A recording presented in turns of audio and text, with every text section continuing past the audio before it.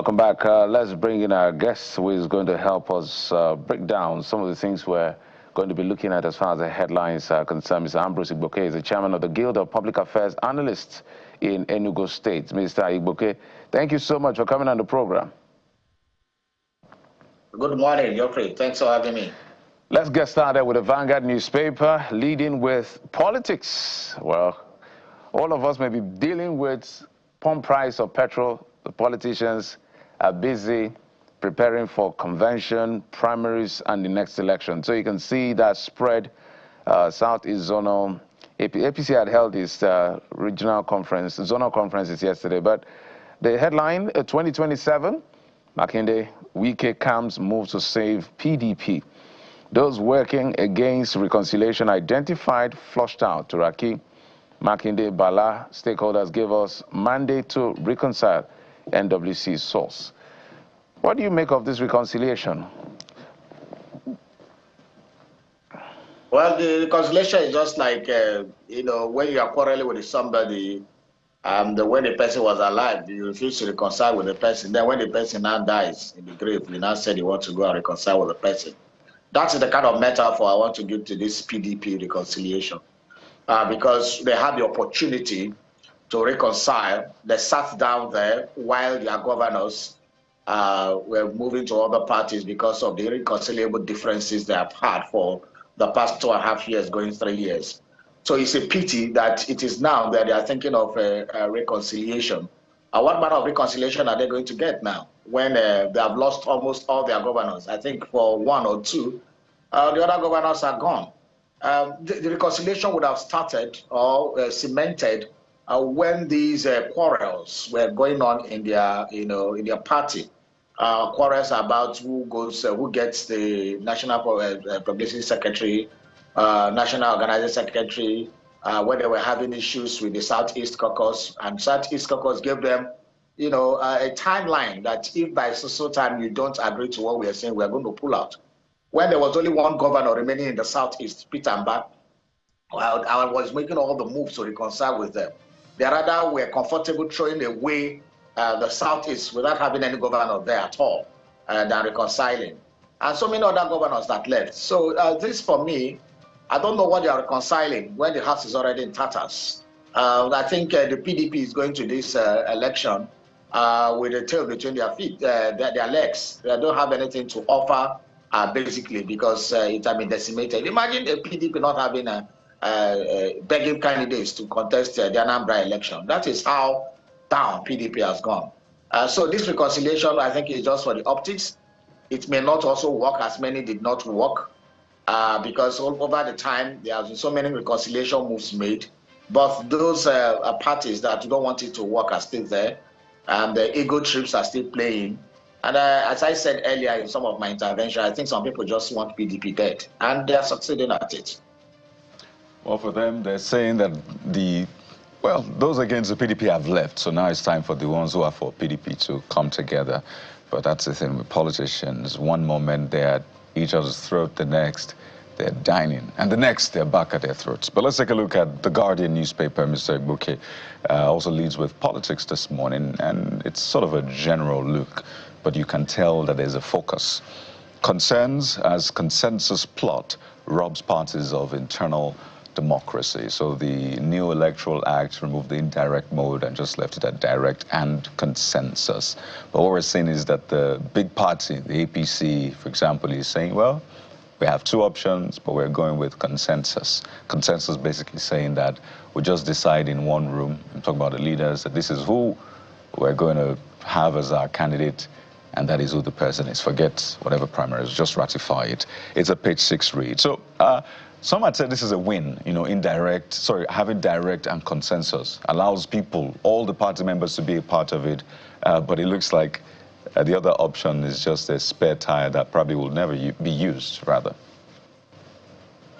I think this, from what I saw yesterday from the various, elections in congresses that was carried out by the APC, it seems we are trending a very, very dangerous path.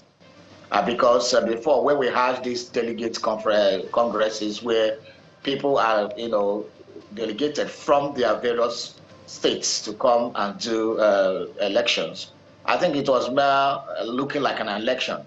But this direct primaries is standing the name on its head because, for example, what happened in the southeast, south-south, and even the southwest, even in the north yesterday, throughout you find out that the members of the party that they said everybody will assemble, everybody did not assemble. In fact, there is no room, unless you're going to do it in a stadium that can, really have, that kind of, people. But most of the congresses we saw were not done in a stadium. They were done in halls.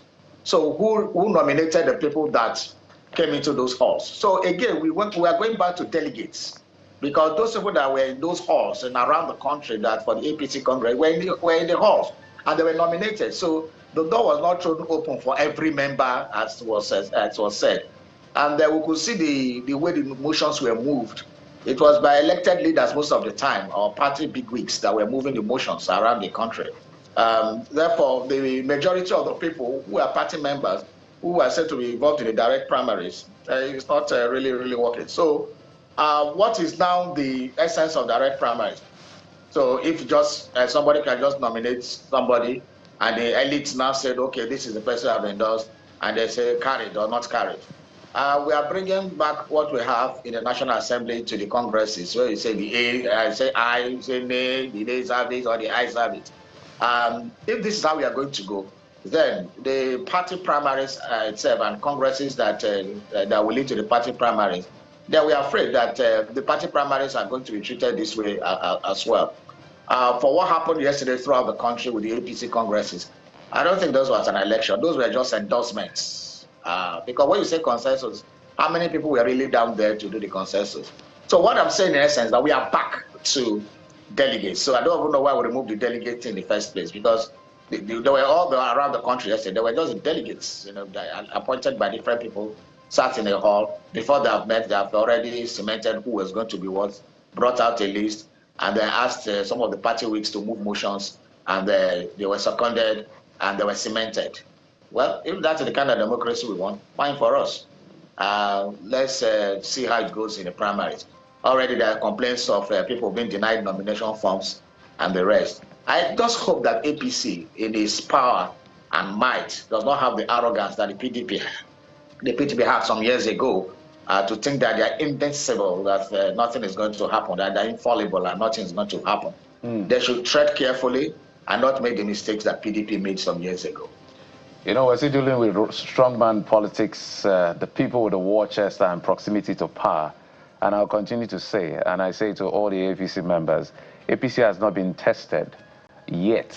When you lose one election, two elections, then you now realize whether you are really formidable as you think you are. So from history, we have seen, with the example of PDP, that it is not the strength of the externals or the APC that knocks the PDP out. It is because PDP is not able to manage itself. And I worry that that is lurking around for the APC if they don't watch their back. But of course, when you say these things, the arrogance of politicians, but we're just here to just give them advice. Daily Independent newspaper, Nigeria's oil output hits 11 months low despite reforms, raise fresh concern over 2026 budget expectations. So I looked at the NUPLC numbers. For January, we did 1.4. I don't like to count condensate. I like to count just crude oil because that's what OPEC relates with. For last month of February, the numbers are out. It's about 1.3. So on one hand, we should be rejoicing that there's windfall, but our production is not matching the kind of windfall we're supposed to make. What do you make of this story? I think we have come to a position of anomaly where whether we are making money through sales internationally, whether we're having better output, whether we are having profits, it's no more concerning. I mean, it's no more interesting to any Nigerian. It doesn't matter anymore, because it seems that the more the international prices of oil go up, the more we are asked to pay more. So Nigerians, the average Nigerian, will pray that the price of oil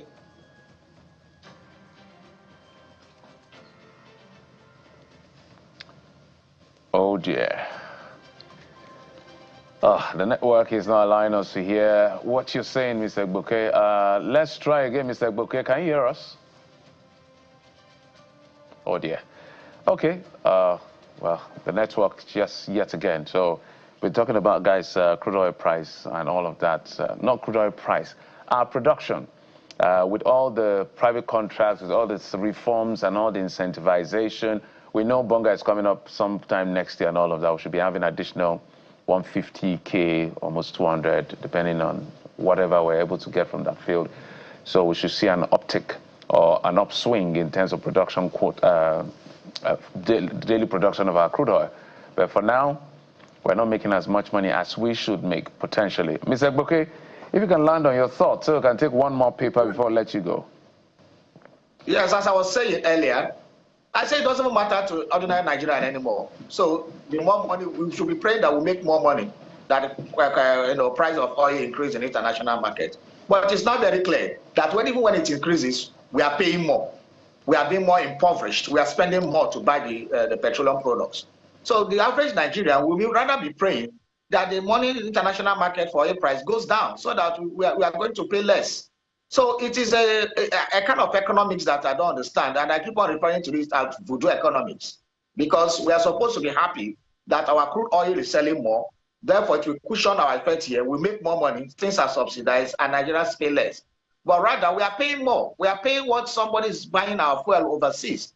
And that is kind of economics that only the federal government understands. So for the average Nigerian nowadays, this output, increase in price, earnings, or whatever, does not make any difference because the situation is still static, or even at worst, it keeps on deteriorating.